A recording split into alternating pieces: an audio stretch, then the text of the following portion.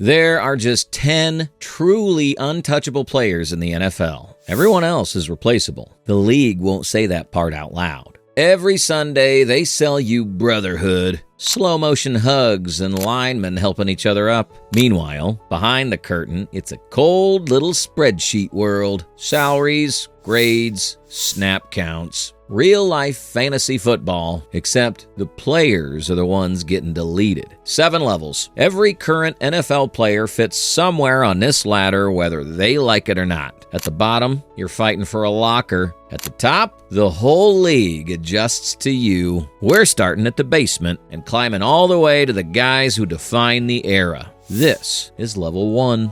Level 1, replaceable.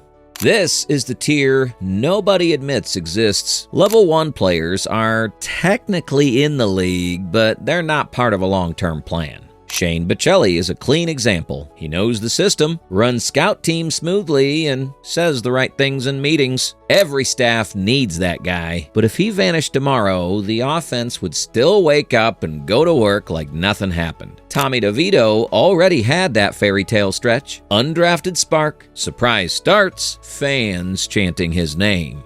The league enjoys a good story. It just doesn't commit to one. Right now, he's quarterback depth, which is NFL code for useful until further notice. Braylon Allen has real talent and flashes that make you lean forward. Unfortunately, he plays running back, a position the league treats like a subscription service. That's Level 1. Elite athletes, fragile reality. If they miss a game, the system adjusts before the announcer finishes their sentence. They are not battling opponents. They're battling the cheaper, younger version of themselves. And then comes Level 2. And those guys are still fighting, but at least the league actually needs them. Level 2, useful.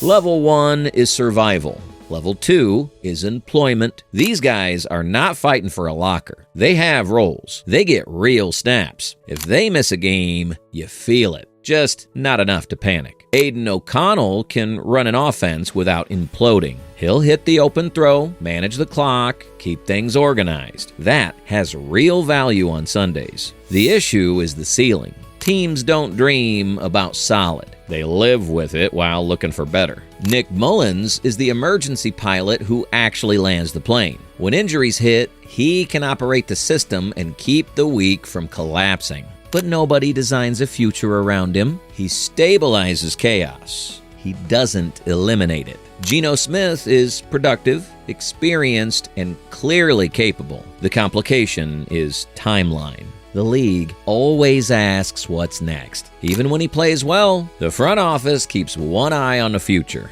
A.J. Dillon gives you tough carries and reliable production. Coaches trust him in rotation, but running back remains a cost-benefit position. If similar output shows up cheaper, decisions get made. That's Level 2. You matter, just not permanently. You're no longer fighting to stay employed, you're fighting to stay prioritized. And now we're leaving safety and entering money. Level 3. The real starters. Level 2 players are useful. Level 3 players are expected. These guys are not surviving or auditioning. They are in the weekly game plan. If they're out, coaches actually have to adjust instead of just plugging in the next name. T. Higgins lives in that strange space where he's clearly excellent, but somehow still introduced as the other guy. Defenses absolutely prepare for him. His size and ability to win contested balls save drives that should be dead. When he misses time, the Bengals do not just lose yards, they lose forgiveness. Those tight window throws suddenly look reckless instead of routine. Ramondre Stevenson is the kind of back coaches trust when the play call breaks down. Need tough yards? He gets them. Need a check down? He's there. He's not redefining football, but he keeps it functional. Without him, the offense starts feeling improvised. Chris Godwin makes quarterbacks look calmer than they are. Chris Olave stretches the field whether the stat sheet pops or not. Remove either one, and the structure tightens. That is Level 3. You're not the franchise, but if you disappear, people notice. And above this tier, that's where teams stop talking about upgrades and start talking about extensions. Level 4, core pieces.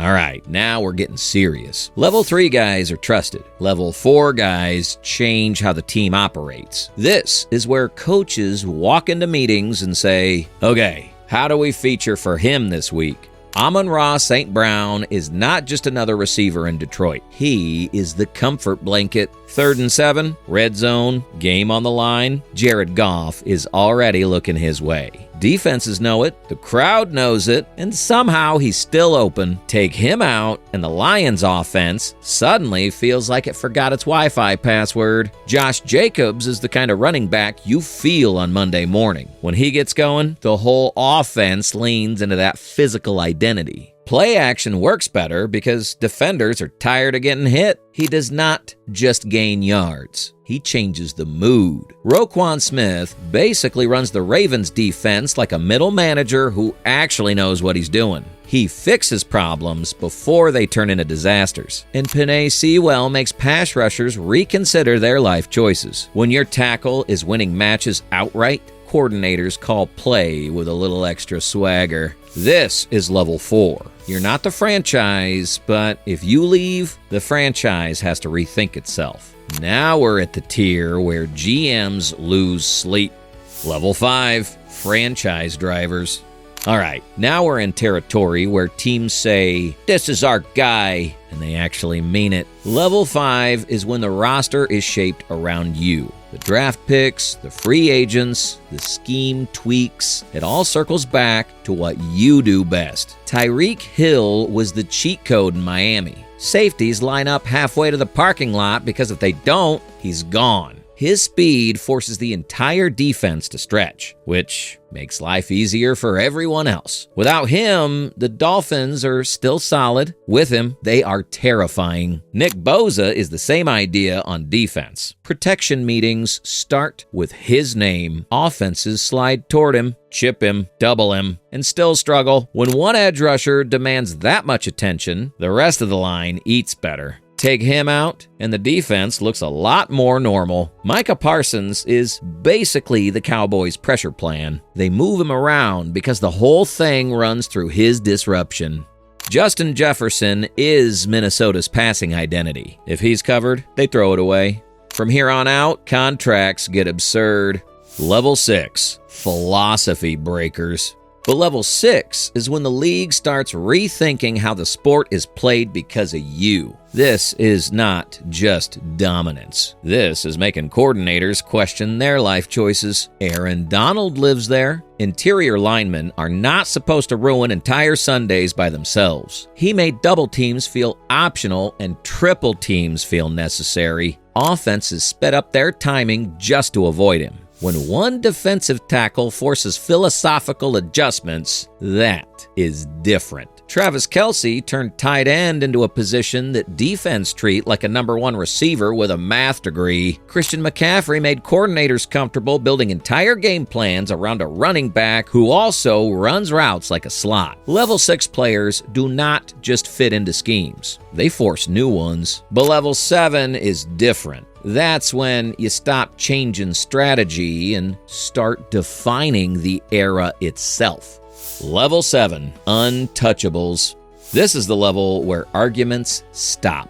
Not because fans suddenly agree, but because the resume's doing the talking. Level 7 is not about being great this season. It's about owning the era. When people tell the story of this stretch of NFL history 10 years from now, your name is the first out of their mouth. Patrick Mahomes is not just playing quarterback. He is rewriting what the position is allowed to look like in real time. You can play it safe. He'll dissect you. You can blitz him. He'll turn chaos into geometry. You can cover everything, and he'll invent something that wasn't even on the whiteboard. Defenses don't stop Mahomes. They survive him. Every young quarterback walks into the league with an invisible comparison stamped on their back. Every contender in the AFC is built like a blueprint designed to solve one problem, Kansas City, and most of them still fail the test because Mahomes doesn't just beat you, he makes you feel like you're prepared for the wrong exam. No-look passes, fourth quarter resurrections, broken plays that somehow become touchdowns. It all stops feeling lucky after the 100th time. At that point, it's just identity. And if you want proof of what this tier looks like when it's complete, you don't have to look far. This is what it felt like watching Tom Brady take over an era. Only now it's happening again. Just louder, faster, and somehow more absurd. This is level 7. You're not in the conversation. You define the era and the game. And that's the ladder. 7 levels, 1 league, completely different realities. From players fighting to just stay employed to names that bend entire game plans around their existence, every Sunday is really a clash of tiers. Once you see it, you start noticing everything differently. Who the offense trusts, who the defense fears, and who's quietly playing for their job every snap. That's what makes the NFL brutal and fascinating at the same time. Now the debate's yours. Who's ranked wrong, who's climbing, and who's about to fall? Drop your takes below and stick around. We got a lot more of the league to break down.